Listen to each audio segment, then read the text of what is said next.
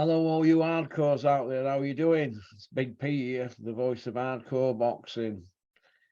Today we're joined by Ozzy Smith from the Boxing Asylum, flying the flag for the Asylum lads with that logo. How are you doing, Oz? Yeah, very good, mate. How are you? Had a good Christmas? Yeah, been good. Nice and relaxed. And we crack on, don't we? Good man. Media agendas, Ozzy. We've just seen the Raw on IFL from Coogan with Fury, and it's the same old people getting the nod for the Raw interviews. Eduardo and Ebony, and will it be the usual wheeled out Billy Joe, Dilly White, Dillian White crowd, Dave Allen, and Tommy Fury, Bellew, all that lot, John Fury, Conor Ben Barker? Is that what we're going to have? More than likely. I think what a lot of these people do, particularly the ones who are more high profile, if you were to say, they're naturally driven by the ones with the biggest subscriber bases, because what do? They drive views. So, for example, with IFL, they've got that platform now from where the hardcore boxing fans have actually probably drifted away a little bit. Some will still watch, but actually others go to different channels, like Boxing Social, ID Boxing. But they're heavily reliant on the casual market. And that's what props up these big shows. So that's why you'll always see the likes of Hearn, Bridges, Ben, all those bigger names naturally drift to IFL, Tyson Fury included, because what do? They've got that big base and they drive views. Yeah, it's a shame that no lads coming through are getting any time on IFL with these Raws, isn't it? Yeah, but ultimately as well, IFL will look at it and they think, look, they could put a lot of time and effort into it, but actually a little unknown professional, for example, just doesn't do the views. You've seen it before in other channels. Hot prospect coming through, fresh off a knockout win, and there's 800 views on his interview, and you think, well, actually, they are a business, which is what a lot of people forget, and they are driven by views equates to money and sponsorship and advertisement. So yeah, it is a shame. I think a lot of firms do still do that. They just won't put in like the raw uncut stuff, hour-long specials. They'll just do 5-10 minutes after the fight, bit of stuff midweek as well.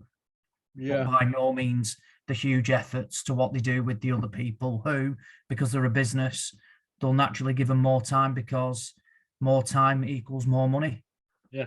Were you a bit disappointed not to hear Coogan put it on Fury about, millions to charity and why there were a deadline for Joshua but not for Derek Chisora? Do you think it's a bit disappointing from Coogan, or just don't want to rock the boat? I've not watched the interview, to be honest, so I can't comment on the line of questioning completely. But what I would say is it doesn't surprise me. Like I said, they are a business, and Tyson Fury will drive views. So if they rock the boat with him, Fury is certainly a character that will just say, get stuffed, I'm not interested. And that will be hurtful towards IFL. We all know IFL, they're just, they're like cheerleaders, essentially, for certain people. I remember when, the Conor Ben stuff came out and they got the first dibs on an interview with Hearn, and it was terrible, absolutely terrible. There was no questions asked, which a lot of people, both, hardcore and casuals, other people in the sport wanted to know. It was essentially, they were a puppet for, allowing her just to speak.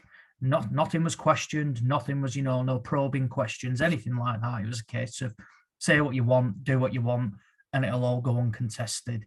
Prime example is the narrative. When an adverse finding, yet for previous people, it's a failed test. Yeah. Yet for Ben, it was adverse findings, when in fact it was 2 failed tests. But because it all went unquestioned, the narrative was that, he's innocent, the adverse finding. And when you're not probed and pushed back on, you can say what you want. It's why it's refreshing to hear Simon Jordan, on TalkSport, who I admit, he doesn't know everything. I wouldn't say he's a true hardcore fan. And that's fine, for example, if he doesn't pay attention, to the smaller weights going on in Japan, etc., that's okay. But what he is, he's a mouthpiece over here for representing, I wouldn't say he's a casual, but he's by no means a hardcore. He's probably in the middle, but he knows what he's on about. and he's been quite an advocate for calling out, you know, particularly Hearn over the handling of the Ben situation. And it says it all that Hearn didn't go on, you know, his show with Jim White, and he went on the breakfast show with Laura Woods and Ali McCoist. McCoist, who was a complete casual, and Laura Woods is employed by DAZN, who Hearn orchestrated her hiring. So she's not going to ask any probing questions and rocking the boat either. So yeah, it's one of them. It all relates back to a business, and because Hearn is powerful in the sport, that people will not want to rock the boat with him. And likewise, Tyson Fury as well. He's arguably, you know, the biggest name in British boxing, and interviews with him can be like gold dust. So the last thing, you know, like these video channels will want to do is, you know, or ask, you know, difficult questions, and Fury just walks away, and that's that, and they don't get that opportunity to speak with him again. It's a shame, really, because it's ultimately controlling the media. Yeah. But when with it being such a niche sport, and they've not got, you know, huge names to tap into, they need everything they can to generate views, and Fury is one of them. Hearn's another. Dillian White, Anthony Joshua. You know, if they say no and start blocking them off, which I know has been done previously to other channels, it is what it is. The kind of, you know, the stuck. Yeah, Joe G's banned IFL from his gym, hasn't he? I didn't know that. I didn't know. Why's that? I don't know. I would have thought it'd be politics behind the scenes, but they don't do anything with IFL now, Gallagher fighters. So interesting. I didn't know that. Yeah. Well, when last time you see Joe G on IFL? Yeah, true that, to be honest. Yeah, and I would say about Gallagher is he kind of keeps himself to himself now. I've not seen him, you know, popping up on many channels, and he's been, you know, relatively active, you know, with fighters. You know, he's had out there Paul Butler recently, Mark Efron. Yeah, His British title, etc.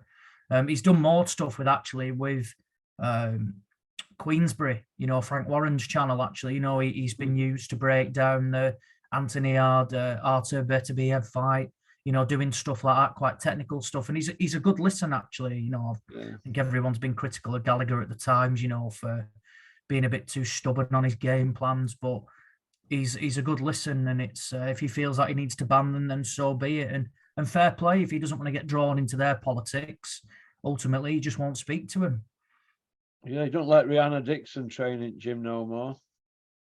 Why is that? She was with Anthony Crolla, wasn't she? Still is, but she's a Paul Reddy fighter, isn't she? Oh, right, okay, right. And obviously Reddy's used to work for Matchroom, didn't he? I think he was their matchmaker at one point and stuff like that.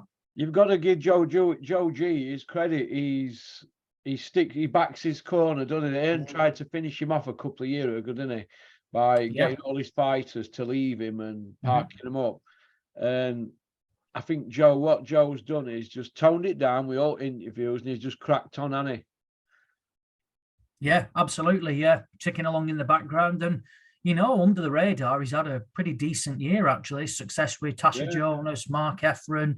I know Paul Butler fell short in his, you know, in his fight against Nayo Inoue, but again, taking that opportunity where many people would have just sat on that WBO belt, rattled off a couple of defenses, but you know, ultimately, you know, it was always a difficult task, but they took that opportunity straight away to try and, you know, to unify all the belts to have an undisputed champion, and they went out to Japan, and fair play. What do you think to his stable as a whole now compared to what it were when he had Quinn and Crolla and them? Do you think it's as good as, you know, Scotty Cardle and that? Because there were a period of time a few years ago where he were dominating, wasn't he? Yeah, I would say it's different. They're at different stages. So what he did do is he had a lot of fighters arguably in their prime at once. So he had, you know, he had Liam Smith, you know, world title, beat John Thompson. Paul Butler went to him, I think just after he'd been a world champion. Scott Cardle, you know, was, I won't say a big name, but he was on Matchroom shows regularly, British titles, that sort of stuff. He had the Smith brothers, you know, all of them, Stephen Smith, you know, pushing for world titles. Paul Smith, you know, pushing for world titles. You know, he had those big fights in Germany with Arthur Abraham. Callum Smith on the way up, more of a prospect at that point. Callum Johnson, Scott Quigg, world champion. Anthony Crolla won a world title, came back after, you know, he got hit over the head by a brick in that break-in, came back, challenging for world titles. Whereas now I would say, he's got a different stable. Yeah. Hard to say if it's better because fighters are at different stages in the career. Yeah. So, his flagship fighter realistically now is probably Tasha Jonas, Yeah. world champion. He did have Paul Butler, again, he's just lost Charlie his world Edwards. Is Charlie Edwards with him? Yeah, Charlie Edwards is with him as well. Oh, right. I didn't know that. I know he lives out in Portugal. I didn't realise he was with Gallagher. I remember seeing it now, but I didn't realise he was still with him. So he's got Charlie Edwards, but again, former world champion, but has actually been relatively inactive. Yeah. Mark Efron, British champion. And then I think he's got, does he still work with Jose Burton or something like that? I'm not sure. Yeah. So I would say it's hard to say, direct comparisons. Arguably on paper, when he had, the one of a few years ago, that was probably a better stable, but only because he had fighters that were more advanced in their career. Yeah. Whereas the ones he's got, some are still building, some are only at British level at the moment, and he's got Jonas, who's a world champion. But he just keeps on going, and it's always the sign of, a decent trainer from where fighters want to come to you. It reminds me of Fergie, years ago. He had like 3 or 4 great teams, didn't he, Alex Ferguson? I think Joe's a bit like that, isn't he? In different generations of eras for him. I think this is probably his second era now, isn't it? Yeah, exactly. And it would have been a difficult time. He lost all the Smith brothers, or Paul Smith retired, and then Callum Smith and Liam Smith, went on to other trainers and things like that. And it can be difficult, when you've got those big flagship names in your gym and then they go because they decide to go elsewhere. It can be difficult. But like you say, he kept on going. I think he did a few, turned his hand to promoting a little bit, on the small old scene, working with other small old promoters, getting some fighters opportunities, etc. So you've got to say, and he's somewhat reaping the rewards now, like you say, with Jonas, Mark Efron. He'll have a big 2023. He's got that promotional backing, and he's got other fighters as well that'll be doing things, in 2023 as well. He's got some good novices as well, and he's got that Clark kid, hasn't he? The Scouser. I'm not sure exactly what young fighters he's got. But like I said, that's what I mean, that if people are willing to turn over with him and he's taking them, from day one up until, wherever they get to, people must rate you to still keep getting those opportunities. Well, he's had them top elite fights, hasn't he? He's had a few Canelo ones. He's had a Beat one, a Know You, an Andre Ward. Yeah, and I would say that, if anything, has he got that real elite win? Probably not. It's probably one thing that he does lack himself. But what he has got, he's got wins. I know he's won world titles and been in the corner for it, but I mean, when they've really stepped up legitimately, no shame in losing to, Canelo, Andre Ward, that sort of stuff. But has he got that big standout win as a trainer yet? Would you say Callum Smith against Groves for Ring Magazine's an elite win? I think the state of Groves can shadow it a little bit. He rushed back from shoulder surgery because, ultimately the World Boxing Super Series said, basically, if you snooze, you lose, and it was a massive payday for the pair. We're being picky there, though, was it? Because Groves signed the medical before he fought to say he was fit to fight, didn't he? Yeah, but he's going to, innit? Because that's what I mean. It was a massive payday. We're not talking, like chump change. It was huge. I mean, the purses for that first World Boxing Super Series were a joke. Like Jamie Cox was getting, $750. Yeah, $750K to fight in round one. I mean, that is insane money. There's some world champions that haven't earned 750 grand over a couple of defenses, never mind in one fight. Yeah. So I get why Groves has done it. Still a really good win, by the way, and it was a close fight. But you've got to take it into consideration that, fighters will go in hurt, but Groves was always turning, was never turning that down ultimately because I think he retired. Did he retire off the back of it? Yeah, I think. But it was millions of pounds, which I think he got 3 million, did he, Groves, for that? I think so. Yeah. Callum Smith got 8. I thought it was 7. I think something like that. But yeah, I mean, 7 million, £10 million fight that. Yeah, not bad, eh? Mm. I'll just throw some names at you. Just give me a 1 minute thing on answers. Chisora, what next for him? The talking retire. Yeah, should retire. Ultimately, does he have that, world title win? No. But what I would say about Derek Chisora is that whilst he's fallen short, if you want to talk about resumes, he's never turned his back on anybody. Yeah. You know, he has fought the best of the best. Tyson Fury 3 times, Alexander Usyk, you know, Joseph Parker. Helenius, Parker, all them. Yeah, Helenius, you know, Dillian White, you know, yeah, should have beaten Dillian White. And, you know, you're going to feel for Chisora because he's the man that, you know, has never turned his back on anybody. And ultimately, he's got 13 losses, but has still operated, you know, at the highest level. But actually, some of those losses should have been wins as well. Dillian White, first time round. I think it was Helenius, you know, when he boxed him out in Finland. Joe, how he never got that decision. So yeah, it was, you know, he's had one of those. I think Kubrat Pulev was a close fight as well. Another name you can throw in there. So yeah, I think he should call it quits. I know he might want to, you know, continue fighting, but I think he took a beating in that last Fury fight again, and it was a sustained beating, not just wiped out in one shot. And that can be a fighter's downfall now. So he's had a really good career, one that, you know, he can be proud of. He's not going to win a world title, let's be honest. So yeah, I think for me, if I was advising him, it would be, look, time to call it quits and to turn you around, you know, into something else. Yeah. What about Dillian White? Well, you know, he got that win over Jermaine Franklin, didn't he? I didn't think it was a particularly good win. I thought a White of a few years ago would have ironed out Jermaine Franklin, who was probably a bit better than we expected, but at the same time, by no means, I wouldn't even put him at European level, really, fringe European level. Yeah. So yeah, he will keep going. I mean, again, he is a guy that, for somebody who's barely won a title, realistically, you know, I don't even think he's won a European title. Oh. He has done fantastically well in terms of, you know, the promotional backing he's had, earned a fortune. But one thing Dillian White is now is what people don't realise.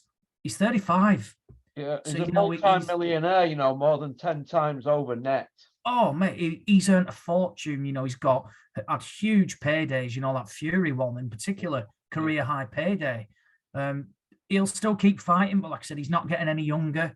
Yeah. I don't know what they're going to do with him next. I can't really work out. They'll probably look to make that Joshua fight, and I think unless he chins Joshua, which I just can't see, he'd probably call it quits after that. Would you see him doing a Chisora White trilogy if Joshua? No way. No, I'd be amazed if that happens. When, I mean, I know it doesn't matter, but when Hearn's coming out saying, you know, he should call it quits, it'd be incredibly difficult, you know, to see him go and put on another fight. I know Frank Warren did it years ago, didn't he? Derek should retire, but he did have a resurgence when he came over to Matchroom and got a couple of big wins. Yeah.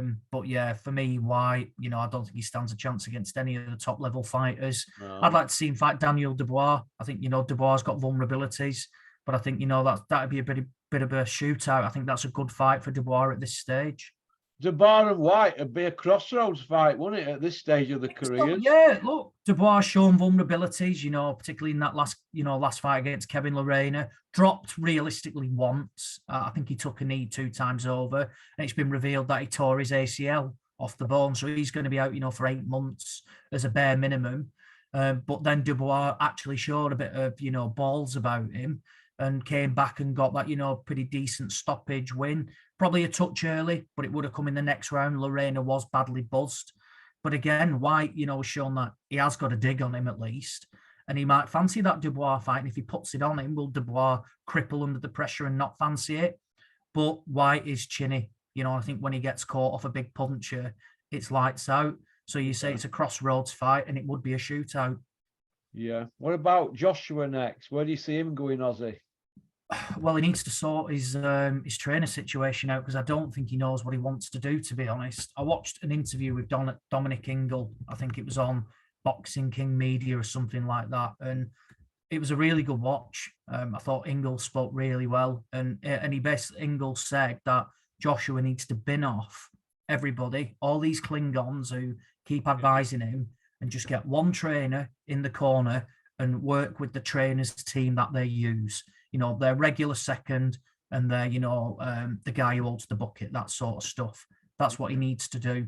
None of this, you know, like this Angel Fernandez hanging on and then he's going to be the lead guy and doing the pad stuff. And then, you know, to bring in Robert Garcia and not have him lead the camp and lead the corner, what's the point? So Joshua, I know he's out in America now doing trials with different trainers. he needs to sort himself out. He needs somebody that he respects and will listen, because he still needs to learn. He even needs to go back to what he did best, and that was going out like a steam train and bullying people and looking to knock them out. And he needs to get that, the urge to pull his trigger, essentially, to let that big right hand go and not fight scared as such, like he did in that Ruiz second fight. He boxed not to lose, and Ruiz, he should have blitzed him out of there. He was massive, all out completely out of shape, heavy. Joshua should have got him out of there, but he fought scared. Yeah. Fair enough, he stuck to a game plan, but that's not what he's good at. There's no shame in losing to Usyk at all. No shame whatsoever. But again, did he really put it on him? Did he try and bully him? Thought he was better in the second fight, but still fell short by a long way away. I thought the cards were a lot closer than it should have been. So yeah, he's got to get his trainer sorted out first. Who he goes with, I do not know. I don't know why, he's, potentially looking in America. Is he looking to move out there? Because, that would really, shake things up for him. Or is he just going to bring the said trainer over here? I'd like to see him go, potentially with a UK trainer. I think, someone like, Dominic Ingle, Shane McGuigan would actually be quite good for him. Come over here, work with a team that they have got, an established team, and stick with that and bin off all the Klingons. We've seen it previously with other fighters, haven't we? Nazim Ahmed. Yeah. I've seen it around Naz up there, around Sheffield. Yeah. And Dominic Ingle, like rest of us around here, will have seen Joshua, especially in an afternoon, strutting around up Fountain at Meadow in Sheffield or over at Meadowhall with his cronies. Well, because they stand out when they walk around Meadowhall or around Fountain. They were what's that restaurant that Eddie Earn's always going on at? Nando's. There's a Nando's up there. All right, yeah. And they go up there and they've all got like the matching tracksuits on. Do you know what I mean? Kind of thing. The big meats tracksuits and the big meat hats and all that. And you'll see them, two Carlos, strutting about. So they stand out like a sore thumb. But he shouldn't have to have all them people around him, heavyweight champ, should he, or ex-champ? Absolutely. And I get, look, you're going to build teams because you've got management, dietitian, etc., things like that. But do you need a team that is, ultimately, because people say stuff as well. Like I said, in the corner, you have one person that leads it. Yeah. And his corner for his last couple of fights have been a complete mess because he's got this, Fernandez, who is clearly involved, but, we don't know in what way. Has he been potted now? Nobody knows. But ultimately, whilst he's involved and he is a trainer himself, it's going to be difficult. And it's not like the Tibbs situation, by the way, where you'd have Mark and Jimmy Tibbs in the corner. That's father and son. They're on the same wavelength, whereas Fernandez and Robert Garcia were piping up after round 4 that Joshua had won every round. Yeah, it was bizarre. It was odd, and did it cost him? Possibly, because ultimately, if you've not got the trust in your corner, and it says it all really, it didn't work out. Garcia's come out saying Joshua didn't fancy training on one day and stuff like that, and people just allowed it. Well, actually, if he doesn't fancy, if he can't be bothered training, does he want to do that? Actually, it's probably time to call it quits, because if you're not putting your effort in, your runs, etc., things like that, it might be time to walk away. He's financially set for life 3 times over, probably.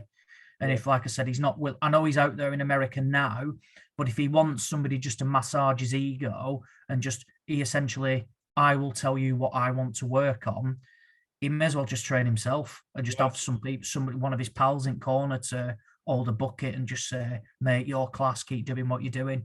Because if you're not willing to learn, and take on new advice and new ideas, it's probably time to walk away. Agree. What next for Fury? Well, there's only one fight we all want to see, isn't it? Don't need to go into too much detail. Yeah. It's the Alexander Usyk fight. Yeah. Nothing else is acceptable unless, either Usyk or Fury was to get a long-term injury, like a broken hand or, like a real bad muscle tear, which rules him out for, 6 months, something like that. Then I would understand taking a fight in the interim. But yeah, we want to see Fury Usyk. Every boxing fan wants to see that. By all accounts, it's all but done for Saudi Arabia. It's just locking in the finer details. Can't wait to see it.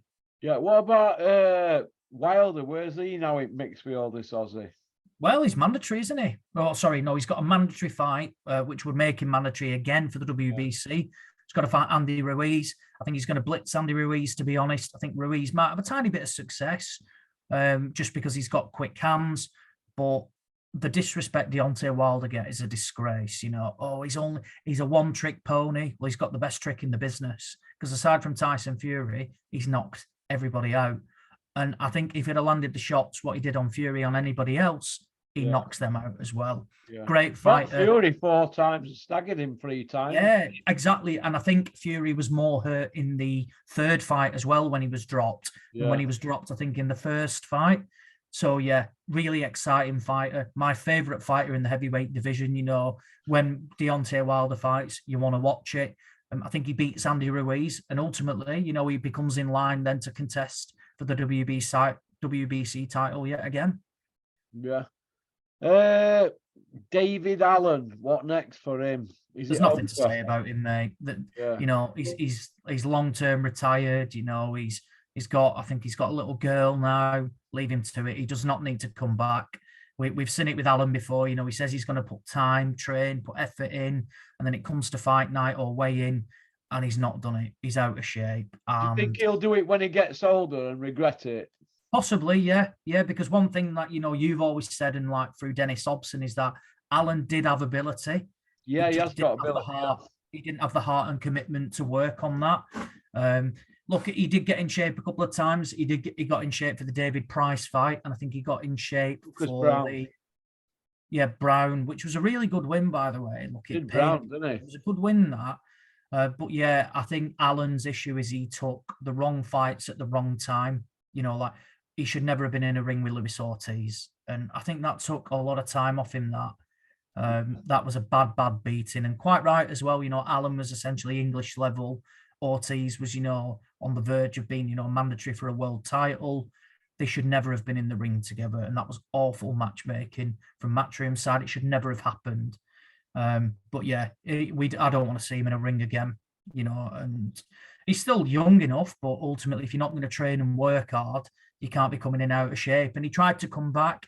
He had those fights on the Hobson cards, but he even said that I don't want to be fighting, you know, no marks anymore. It's big fights. And they never came, you know, never got the opportunities as such. And I think he seems happily enough retired. Yeah. What's your top 5 pound for pound at the moment, Ozzy? Oh, in no real order. In a way, you know, will certainly be up there. Tyson Fury, Alexander Usyk, still got Canelo up there as well. And probably trying to think, you know, it's hard when I don't look, you know, when you're not going to list in front of me. Peter Beeve. Yeah, definitely. Yeah. Terence Crawford. So yeah, probably Crawford in a way, Canelo, Fury, and also say Usyk. No Errol Spence. I just rate Crawford over Spence, to be honest. But yeah, there's a few coming through, you know, that are more than talented. Shakur Stevenson, certainly one of them. You know, Josh Taylor was in with a shout, you know, until the Catterall fight, in my opinion. Yeah. You know, how can you not have an undisputed, you know, 140-pound fighter in your, you know, top 5, 10 pound for pound? But yeah, I'd go with those at the moment. But, you know, it's all hypothetical. I'm not a fan of pound for pound lists, to be honest. They mean nothing, in all honesty. What about Josh Warrington? What next for him, Ozzy? Unsure, mate. Unsure. Lost a close fight against a really tough Mexican. I thought he started a bit slow, if anything. I don't think he needs to retire. Did the weight potentially cut a little bit out of him? Possibly. He's a big guy for feather, but will he carry the power? You know, look, he's not a massive hitter, but he hits harder than, you know, his record lets on. You know, he's had a great career, arguably overachieved in many people's eyes, probably. If anything, I mean, I don't, you know, the Lee Wood fights there, I think that's a great fight, winnable fight as well, by the way. Or will he go up to super feather and campaign there and give it a go?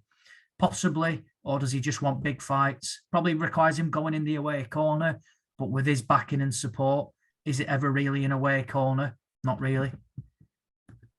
Yeah.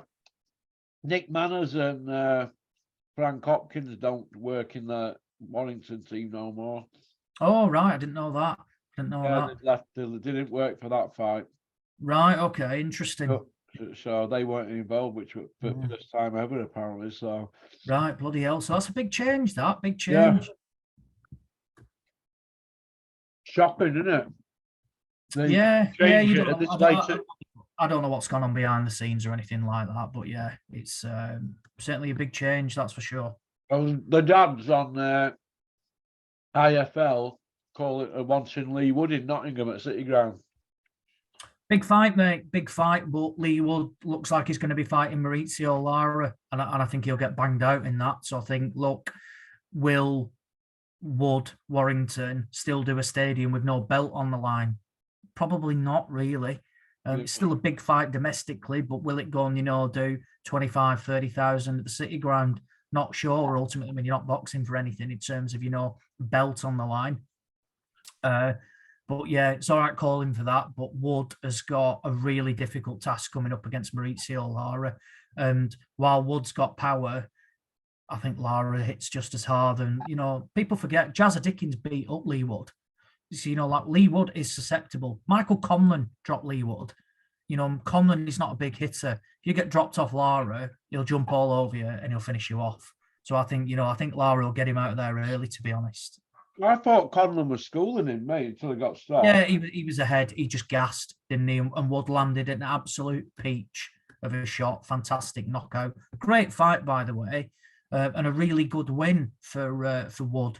But I think Lara's a different kettle of fish. And if you can't deter him with your power as such, and when somebody hits just as hard, if not harder than you, you're at a difficult task. And Wood ultimately likes a firefight, and that will be a shootout of who gets banged out first. And I think Lara will come out on top. All right, then, mate. Do you want to click on part 2, Ozzy? Yeah, mate. Yeah, yep.